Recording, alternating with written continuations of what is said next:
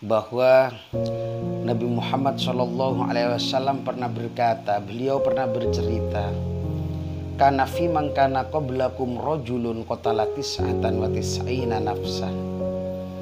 Dahulu pernah hidup seorang laki-laki yang sudah membunuh 99 orang.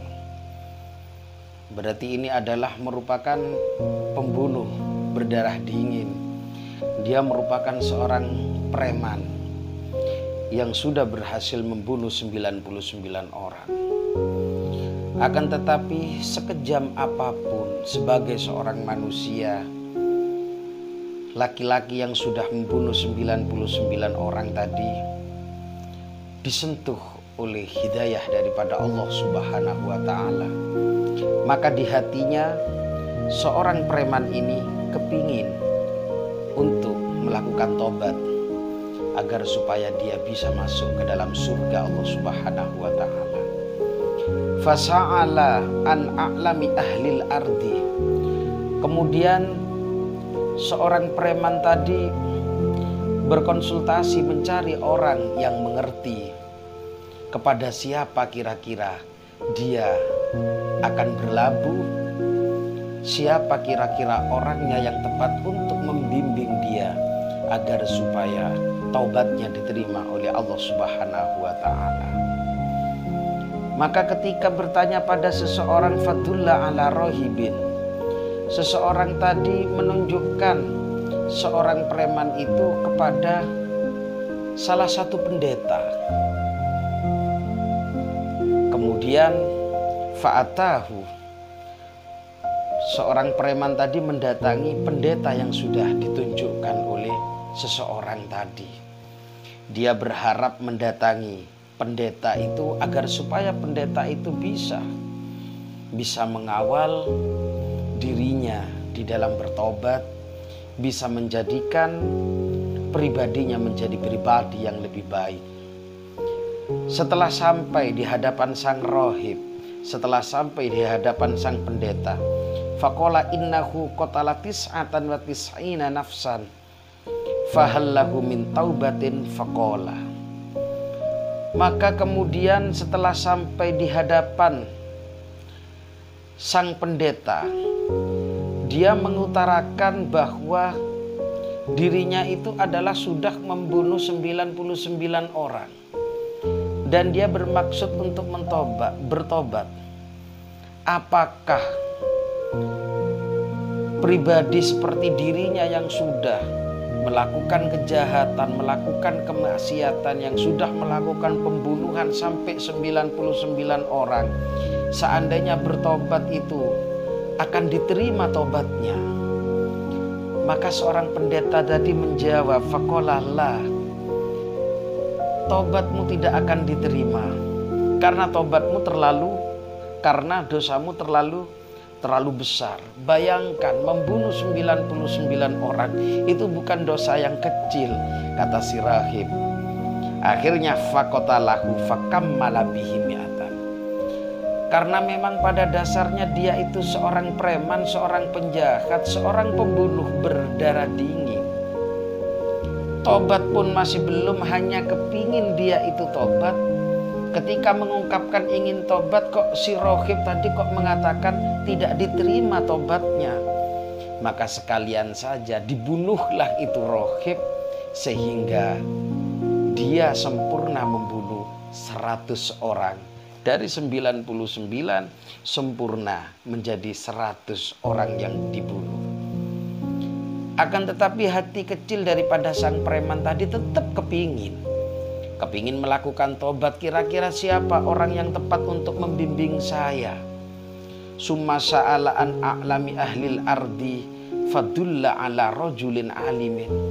Kemudian setelah bertanya ke sana kemari, kemudian dia ditunjukkan kepada satu orang yang alim. Taulah dia itu adalah sekelas kiai.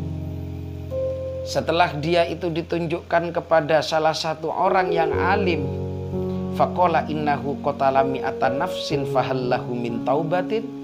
Dia menceritakan bahwa dia sudah membunuh 100 orang. apakah ketika bertobat Allah Subhanahu wa ta'ala akan menerima taubatnya? Karena dia itu adalah seorang kiai yang ditanyakan, seorang yang alim yang ditanyakan. Faqala na'am wa man yahulu bainahu wa bainat taubah. Maka jawaban cerdas daripada sang kiai, kalau engkau ingin taubat, maka Allah mesti akan menerima taubatmu. Siapa yang bisa menghalangi antara dirimu dengan taubatmu? Ini adalah merupakan jawaban cerdas daripada sang kiai. Maka bagaimana? Maka jelas daripada preman itu sangat bahagia, sangat senang mendengar jawaban daripada kiai yang mengatakan bahwasanya tobatnya akan diterima seandainya memang benar-benar ingin bertaubat. Intolik ila ardi kadza wa kadza. Maka sang kiai tadi memberikan arahan kepada si preman tadi, datanglah kamu ke tempat ini. Jadi seorang kiai tadi menunjukkan preman itu agar supaya mendatangi satu tempat. Fa inna biha unasan ya'budunallaha ta'ala fa'budillaha ma'ahum. Seorang kiai itu menunjukkan preman tadi agar supaya mendatangi satu tempat yang tempat itu modelnya adalah mungkin kalau kita artikan sekarang semacam padepokan, semacam padepokan atau pondokan, semacam pesantren. Kenapa? Karena di sini dijelaskan tempat itu adalah dihuni oleh banyak manusia, dihuni oleh banyak orang tinggal di sana yang mereka itu adalah ya'budunallaha ta'ala. Orang-orang di sana itu sama menyembah Allah Subhanahu wa ta'ala. Fa'budillaha ma'ahum, maka kamu harus menyembah Allah bersama dengan mereka di sana. Wala tarji ila ardika, dan jangan sekali-kali engkau kembali lagi kepada tempatmu yang kemarin. Fa innaha ardusuin, karena tempat atau bumi yang kamu pijakkan kakimu di sana kemarin itu adalah merupakan bumi yang rusak, bumi yang jelek, bumi yang penuh dengan malapetaka. Akhirnya setelah mendengar nasihat dan jawaban daripada kiai, fantolako, seorang preman yang hendak bertaubat dengan sungguh-sungguh ini berjalan menuju tempat yang ditunjukkan oleh sang kiai tadi. Hatta idza nasafat tariqah atahul maut. Akan tetapi keinginannya untuk sampai pada tempat yang sudah ditunjukkan atas rekomendasi daripada kiai tadi, ternyata kok tidak sesuai dengan keinginannya. Apa dikata? Takdir Allah mengatakan lain. Ketika nyampe di pertengahan perjalanan belum sampai pada tempat tujuan, ternyata takdir berkata lain, dia mati ada di tempat itu. Sebelum sampai pada tempat tujuan, sang preman yang ingin bertobat itu ternyata sudah dipanggil oleh Allah Subhanahu wa ta'ala. Fakta sumat fihi malaikatur rahma wa malaikatul azab. Ketika sang preman itu meninggal, sampai separuh perjalanan preman itu meninggal, maka di sini ada kejadian unik. Ada dua malaikat yang berebut, ada dua malaikat yang saling bersiteru, ada dua malaikat yang saling berebut jasad dan roh daripada preman tadi, yaitu malaikat rahmat yang akan membawanya ke surga, dan ada malaikat azab yang akan membawanya ke neraka. Kedua malaikat ini bersitegang, berebut. Faqalat malaikatur rahmah ja'ata iban mukbilan biqalbihi ilallahi ta'ala. Malaikat rahmat itu berkata, berdalil, preman ini adalah harus ikut saya ke surga. Kenapa? Karena dia itu datang, dia berjalan dengan niat yang baik, dia mau bertobat, mukbilan biqalbihi ilallahi ta'ala, dia itu menghadap kepada Allah Ta'ala dengan hatinya. Berarti ini sudah merupakan tobat.